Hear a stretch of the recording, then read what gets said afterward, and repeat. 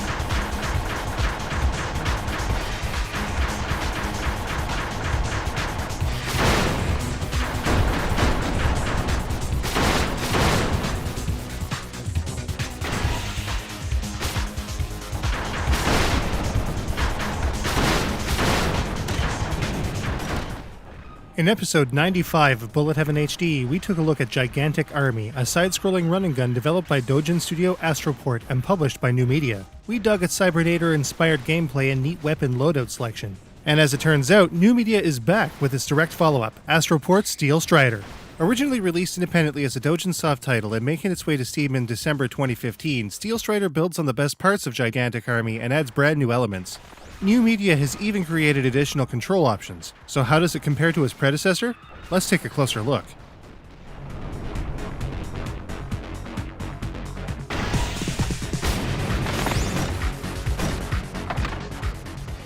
Steel Strider is a very straightforward game on the whole, with simple controls that make getting through any given stage easy enough to do.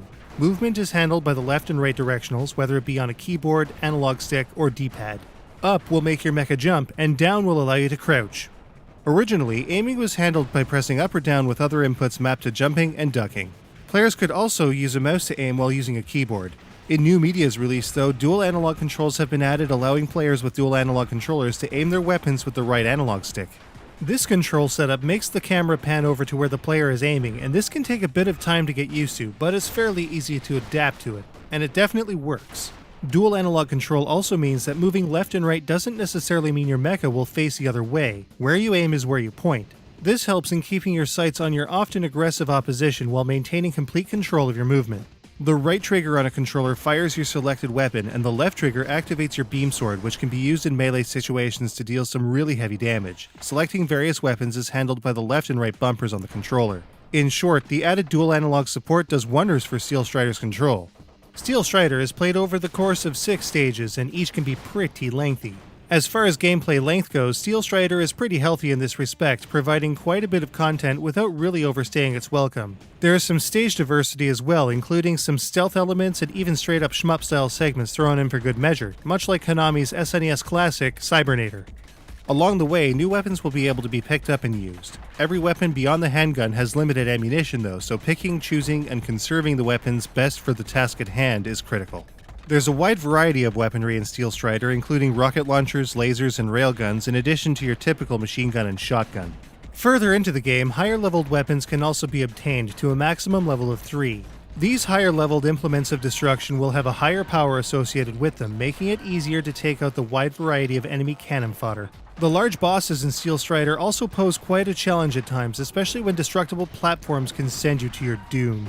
Your Gemini mecha also has a life bar rather than a typical life stock. Throughout each stage, health pickups can be obtained to recover lost life, but once your life falls to 0, it's game over. As such, the overall stage design in Steel Strider is also pretty straightforward and never really results in many, if any, truly cheap deaths.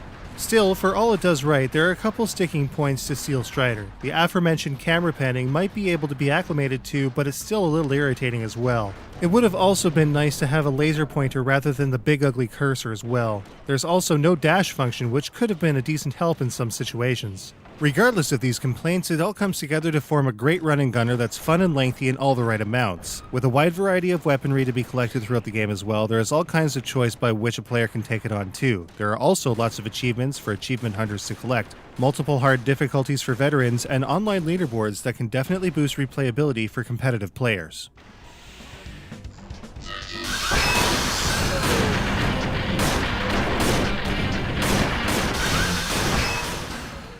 The scoring in Steel Strider is also very straightforward, with very little in the way of boosting your overall numbers. On the whole, enemy destruction is the name of the game, so destroying as many foes as possible will, at the very least, get you a half-decent collection of points. At the end of each stage, there is a tally that applies bonuses from time taken, remaining hit points, as well as whether or not you have continued into consideration, and applies it into the area's destruction score. This stage tally is then added to the total score of the playthrough in question. It should also be noted that the score does not reset when a player dies and continues. The score is only penalized, which takes a load of pressure off the player for sure. Still, getting through the game without a continue should be a fairly obtainable thing to do, and the score will be much higher for it.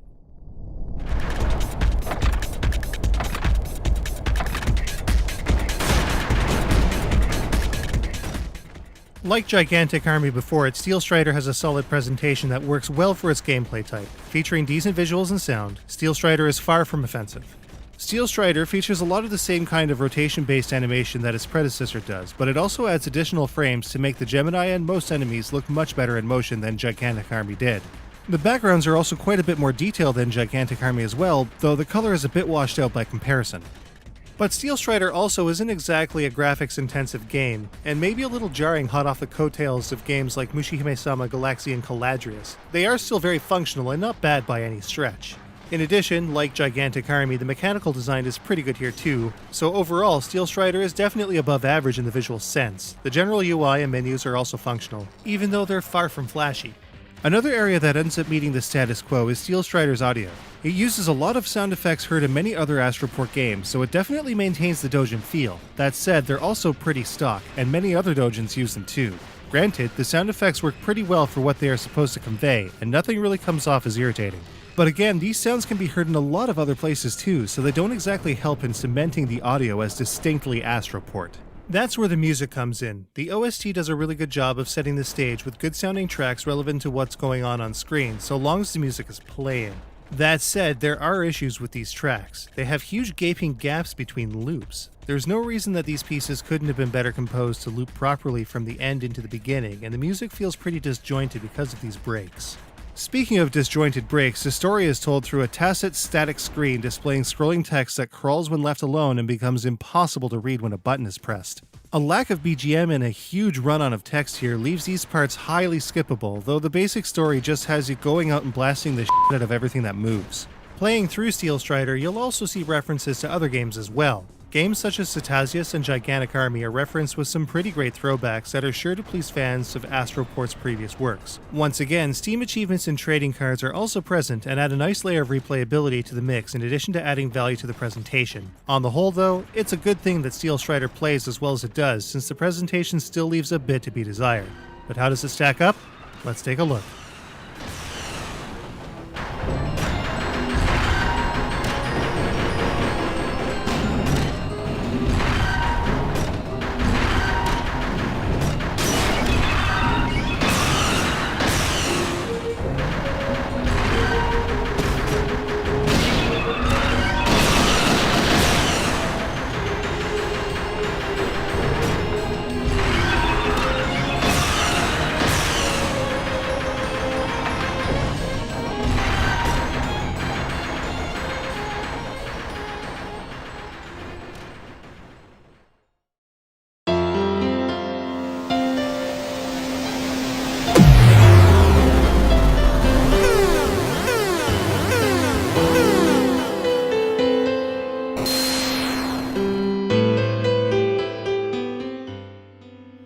In terms of control, your Gemini mecha is pretty nimble, but a lack of a dash function had us feeling a little sluggish. But controls are tight enough to get through most attacks efficiently.